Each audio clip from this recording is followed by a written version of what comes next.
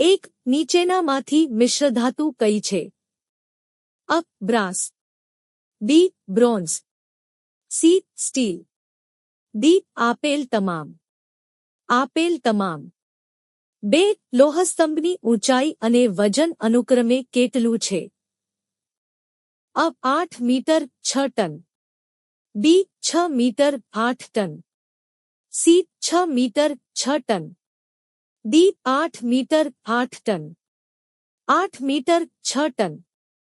3. સૌથી વધુ ટીપી શકાય તેવી ધાતુ કઈ છે? અ. સોનું, બી. સીસું, સી. અ અને બી બંને, ડી. આપેલ પૈકી એક પણ નહીં. સોનું. 4. ઉષ્માના ઉત્તમ વાહકો તરીકે કઈ ધાતુ ઉપયોગી નથી? અ. ચાંદી, બી. Copper, C. સીસું, ડી. આપેલ તમામ. સીસું. 5. વિદ્યુત તાર ઉપર શેનું અસ્તર લગાવેલ હોય છે? અ. B. PVC, C. D. Pan. PVC. 6. ઓરડાના તાપમાને કઈ ધાતુ પ્રવાહી સ્વરૂપમ અસ્તિત્વ ધરાવે છે? અ. પારો, B. Bromine, C. Sodium, D. Calcium. પારો.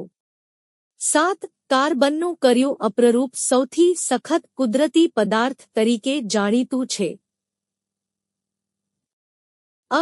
Graphite, B. હીરો, C. Coke, D. Carbon black. હીરો. 8. મોટા ભાગના ધાતુઓક્સાઇડ પાણીમાં કેવા હોય છે? અ. દ્રવ્ય, બી. અદ્રાવ્ય, સી. અલ્પભવ્ય, ડી. સુદ્રાવ્ય તદ્રાવ્ય. 9.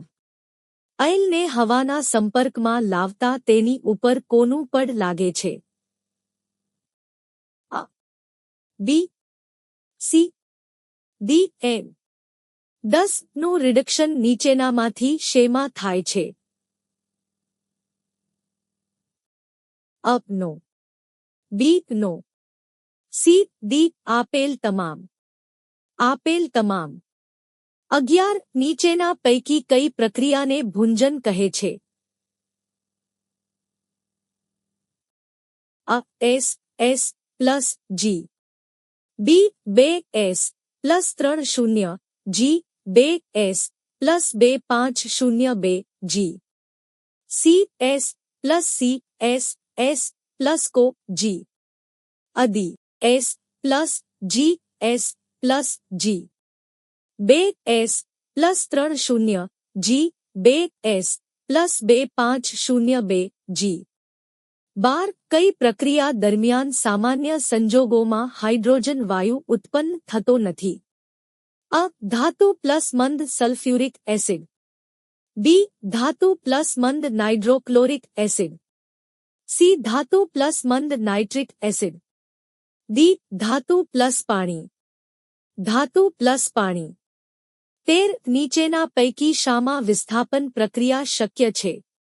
અ. નાસીએલનું દ્રાવણ પ્લસ તાંબાનો સિક્કો, બી. એમજીસીએલનું દ્રાવણ પ્લસ એલ્યુમિનિયમનો સિક્કો, સી. નું દ્રાવણ પ્લસ ચાંદીનો સિક્કો, ડી. નું દ્રાવણ પ્લસ તાંબાનો સિક્કો, નું દ્રાવણ પ્લસ તાંબાનો સિક્કો.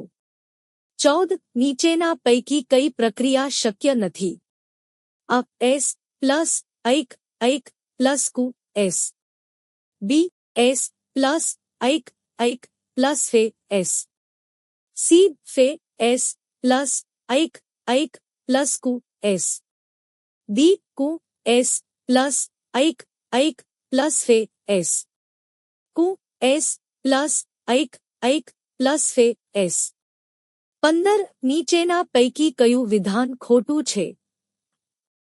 અ. લોખંડનું ક્ષારણ હવા અને પાણીના સંપર્કથી થાય છે, બી. ધાતુના ગલનબિંદુ અને ઉત્કલનબિંદુ નીચા હોય છે, સી. કાર્બોનેટયુક્ત કાચી ધાતુને ધાતુઓક્સાઇડમાં રૂપાંતર કરવાની પદ્ધતિને કેલ્સિનેશન કહે છે, ડી. ઓછી સક્રિય ધાતુનું તેના ક્ષારના દ્રાવણમાંથી વધુ સક્રિય ધાતુ વડે વિસ્થાપન થાય છે.